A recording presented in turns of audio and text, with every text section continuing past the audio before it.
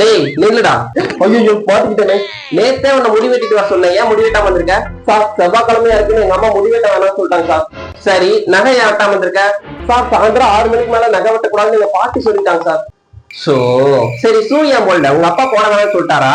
Sir இல்ல sir, மலையில shoe நடந்துச்சுங்க சார், அதனாலதான் சார் போடல. சரி அதையும் விடு, ஏன் டக்கின் பண்ணாம வந்திருக்க? சார் வீட்டுல இருந்து வரப்ப டக்கின் பண்ணிட்டு தான் சார் வந்தேன். பஸ்ல கூட்டமா இருந்தனால அதுவா வெளியே வந்துருச்சு சார்.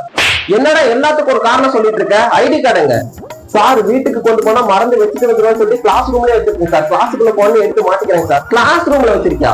உன்னையெல்லாம் சும்மாவே விடக்கூடாது, கிரவுண்ட போய் பத்திரம் சுத்துறா. அப்படியா சார்? ரொம்ப தேங்க்யூ சார். என்னடா பனிஷ்மெண்ட் கொடுத்தா தேங்க்யூ சொல்லிட்டு இருக்க?